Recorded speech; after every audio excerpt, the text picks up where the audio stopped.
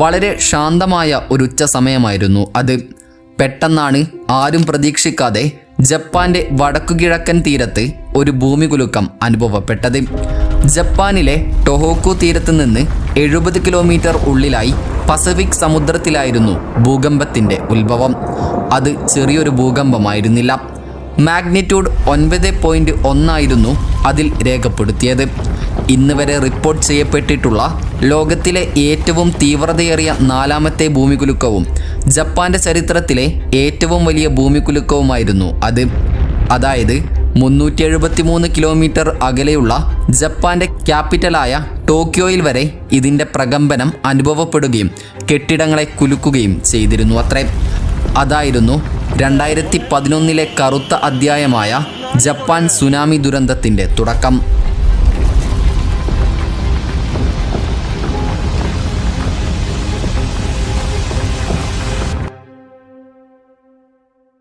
അപ്രതീക്ഷിതമായി ഭൂമികുലുക്കം സംഭവിച്ചതോടെ ആളുകളെല്ലാം പരക്കം പായാൻ തുടങ്ങി. അപ്പോഴേക്കും കെട്ടിടങ്ങൾ തകരാനും റോഡുകളിൽ വിള്ളൽ വീഴുകയും പവർ ലൈനുകൾ നിലം പതിക്കാനും ആരംഭിച്ചിരുന്നു. പതുക്കെ ഭൂമികുലുക്കത്തിൻ്റെ തീവ്രത കുറഞ്ഞു വന്നപ്പോൾ എല്ലാം അവസാനിച്ചെന്ന് കരുതി പലരും ശ്വാസം വിടാൻ തുടങ്ങുമ്പോഴാണ് ജപ്പാന്റെ മെറ്റിയോറോളജിക്കൽ ഏജൻസി സുനാമി വാർണിംഗ് സൈറൻ മുഴക്കുന്നത്. താമസിയാതെ ജനങ്ങളെ ഉയർന്ന പ്രദേശങ്ങളിലേക്ക് എത്തിക്കാൻ ഗവൺമെൻറ് ഇവാക്യുവേഷൻ പ്രവർത്തനങ്ങൾ ആരംഭിച്ചു.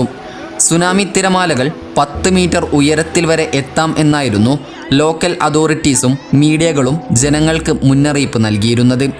എന്നാൽ കണക്കുകൂട്ടലുകളെല്ലാം തെറ്റിച്ചുകൊണ്ട് മുഴുവൻ ജനങ്ങളും സുരക്ഷിത സ്ഥാനത്തേക്ക് എത്തുന്നതിന് മുൻപേ തന്നെ ആദ്യത്തെ സുനാമി തിര 40 മീറ്റർ അഥവാ 131 അടി ഉയരത്തിൽ കുതിച്ചെത്തി തീരദേശത്തെ ടൗണുകളെയും ഗ്രാമങ്ങളെയും വേരോടെ തുടച്ചു നീക്കി.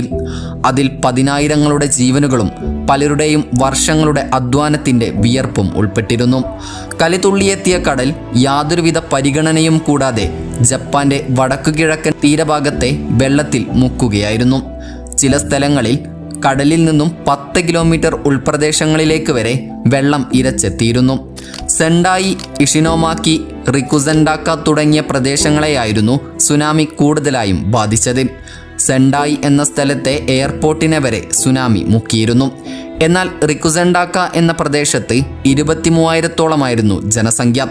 അതിൽ പകുതിയിലധികം പേർക്കും ജീവൻ നഷ്ടമായി എന്നാണ് കണക്കുകൂട്ടൽ.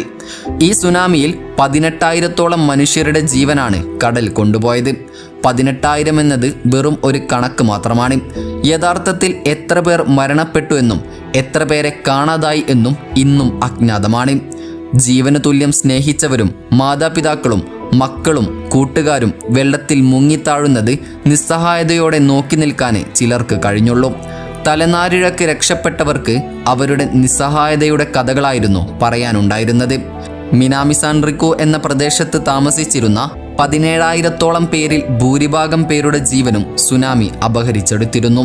അതിനിടെ അഭയാർത്ഥികളെ പാർപ്പിച്ചിരുന്ന ഒരു ഗവൺമെൻറ് കെട്ടിടത്തിലേക്ക് വെള്ളം ഇരച്ചെത്തുകയും അതിലുണ്ടായിരുന്ന ഭൂരിഭാഗം പേരുടെ ജീവൻ കവർന്നെടുക്കുകയും ചെയ്തു. മുൻപേ സൂചിപ്പിച്ച റിക്കുസെൻഡാക്ക എന്ന പ്രദേശം പൈൻ ഫോറസ്റ്റുകൾ കൊണ്ട് പ്രസിദ്ധമായിരുന്നു. പല പ്രകൃതി ദുരന്തങ്ങളിൽ നിന്നും ഈ പൈൻ ഫോറസ്റ്റ് റിക്കുസെൻഡാക്കയെ കാത്തുരക്ഷിക്കുമായിരുന്നു. എന്നാൽ അന്നത്തെ സുനാമിയോടെ അവിടെയുള്ള മുഴുവൻ പൈൻ മരങ്ങളും ഇല്ലാതെയായി, ഒരു പൈൻ മരം ഒഴികെ. അത് പിന്നീട് സിംബിൾ ഓഫ് ഹോപ്പ് അഥവാ പ്രതീക്ഷയുടെ അടയാളം എന്ന പേരിൽ അറിയപ്പെട്ടു. ഭൂമികുലുക്കത്തിനും സുനാമിക്കും പുറമെ അന്ന് ജപ്പാൻ മറ്റൊരു ഭീകര ദുരന്തത്തിന് കൂടി സാക്ഷിയായിരുന്നു. അതാണ് ഫുകുഷിമ ഡൈച്ചി ന്യൂക്ലിയർ പവർ പ്ലാന്റ് ദുരന്തം. സുനാമി സംഭവിച്ച തീരത്തിനടുത്തായി സ്ഥിതി ചെയ്യുന്ന ഒക്കുമ എന്ന പട്ടണത്തിലാണ് ഈ ന്യൂക്ലിയർ പവർ പ്ലാന്റുകൾ സ്ഥിതി ചെയ്തിരുന്നത്.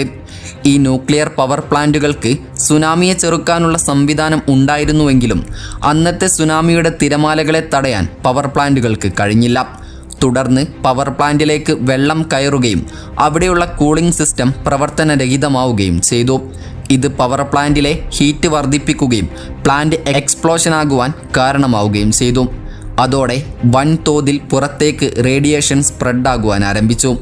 തുടർന്ന് ഫുകുഷിമയുടെ 20 കിലോമീറ്റർ ചുറ്റുമുള്ള പ്രദേശത്തെ 1,50,000-ഓളം ജനങ്ങളെ അവിടെ നിന്നും എന്നേക്കുമായി മാറ്റിപ്പാർപ്പിക്കുകയായിരുന്നു.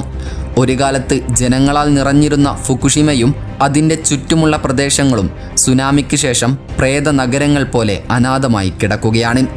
കൂടാതെ സുനാമിയുടെ സമയത്ത് ന്യൂക്ലിയർ പവർ പ്ലാന്റുകളെ നിയന്ത്രിക്കാനായി 50ഓളം വരുന്ന എഞ്ചിനീയർമാരും ജോലിക്കാരും തങ്ങളുടെ ജീവൻ പോലും ബലിയർപ്പിച്ചുകൊണ്ട് പ്രവർത്തിച്ചു കൊണ്ടേയിരുന്നു.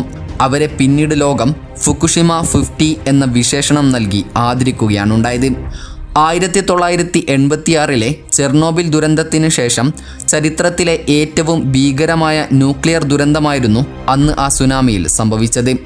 ഇന്നും ഫുകുഷിമയ്ക്ക് ചുറ്റുമുള്ള പല പ്രദേശങ്ങളിലും റേഡിയേഷൻ സംബന്ധമായ പ്രശ്നങ്ങൾ നിലനിൽക്കുന്നുണ്ട്.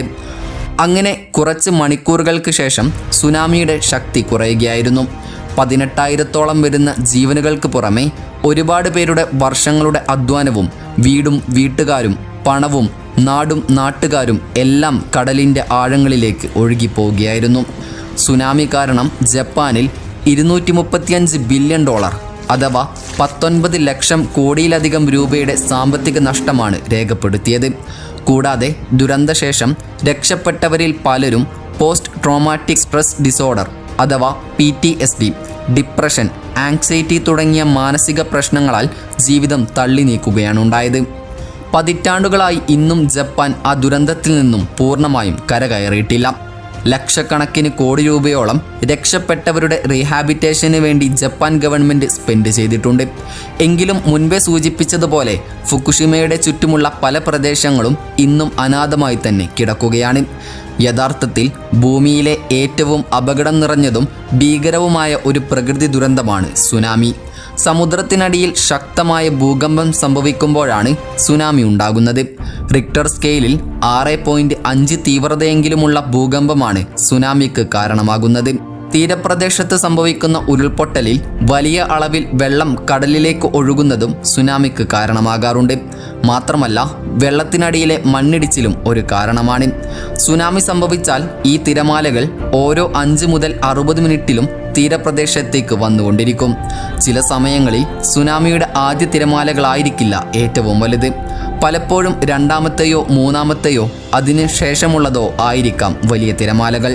സുനാമി സംഭവിക്കുമ്പോൾ കടൽ പിന്നോട്ട് വലിയുകയും ഒരാൾക്ക് വെള്ളം കാണാൻ കഴിയാത്ത തരത്തിൽ കടൽ പിന്നോട്ട് നീങ്ങുകയും ചെയ്യും. അടുത്ത തിരമാല മിനിറ്റുകൾക്കുള്ളിൽ കരയിലേക്ക് ആഞ്ഞടിക്കും. ഒരു സുനാമി തിരയുടെ ഉയരം ഉൾക്കടലിൽ സാധാരണഗതിയിൽ 1 മീറ്ററിൽ താഴെയായിരിക്കും. അതിനാൽ തന്നെ കപ്പലുകളിൽ യാത്ര ചെയ്യുന്നവർ സുനാമി കടന്നു പോകുന്നത് അറിയില്ല എന്നതാണ് വാസ്തവം. സുനാമിയുടെ ഏകദേശ വേഗത മണിക്കൂറിൽ 500 മൈൽ വരും. അതായത് ഏകദേശം മണിക്കൂറിൽ 800 കിലോമീറ്റർ വേഗതയിൽ. ഭൂകമ്പം ഉണ്ടാകുമ്പോൾ തിരമാലകൾ കരയിലെത്താൻ എത്ര സമയമെടുക്കുമെന്നത് സുനാമിയുടെ തരത്തെ ആശ്രയിച്ചിരിക്കും. ഭൂകമ്പ മേഖലയാൽ ചുറ്റപ്പെട്ട് കിടക്കുന്ന ശാന്തസമുദ്രത്തിൽ സുനാമികൾ സാധാരണമാണ്. എന്നാൽ ഇന്ത്യൻ മഹാസമുദ്രത്തിൽ താരതമ്യേന ഇത് കുറവാണ്. ഭൂകമ്പങ്ങളുടെ നാടായ ജപ്പാന്റെ തീരങ്ങളിൽ താമസിക്കുന്നവർക്ക് സുപരിചിതമായ പ്രകൃതിക്ഷോഭമാണ് ഭൂമികുലുക്കങ്ങൾ. ജപ്പാനിലും അമേരിക്കയിലും ഇന്ത്യയിലും മറ്റും സുനാമി മുന്നറിയിപ്പ് കേന്ദ്രങ്ങൾ പ്രവർത്തിക്കുന്നുണ്ട്. പലപ്പോഴും കടലിൽ ഭൂകമ്പമുണ്ടായാൽ കുറെ കഴിഞ്ഞാണ് തിരമാലകൾ കരയിലെത്തുക. ഈ സമയത്ത് രക്ഷാപ്രവർത്തനങ്ങൾ നടത്താൻ കഴിയും. കടലിലെ ഭൂകമ്പ മാപിനികൾ രേഖപ്പെടുത്തിയാൽ ഉടൻ തന്നെ ഈ കേന്ദ്രങ്ങൾ തീരപ്രദേശത്ത് സിഗ്നൽ ലൈറ്റുകൾ പ്രകാശിപ്പിക്കുകയും സൈറണുകൾ മുഴക്കുകയും ചെയ്യും. മുന്നറിയിപ്പ് കിട്ടിയാൽ ഉടൻ തന്നെ ജനങ്ങളെ സുരക്ഷിത സ്ഥാനങ്ങളിലേക്ക് മാറ്റാനും സാധിക്കും. ഏതായാലും ഇനിയും ഒരു സുനാമി ഒരു രാജ്യവും നേരിടാതിരിക്കട്ടെ എന്ന് നമുക്ക് പ്രാർത്ഥിക്കാം. വീഡിയോയെക്കുറിച്ചുള്ള നിങ്ങളുടെ അഭിപ്രായങ്ങൾ കമൻറ്റ് ചെയ്യാൻ മറക്കരുത്. അപ്പോൾ മറ്റൊരു ഇൻഫോർമേറ്റീവായ വീഡിയോയുമായി വരുന്നതുവരെ ഗുഡ് ബൈ.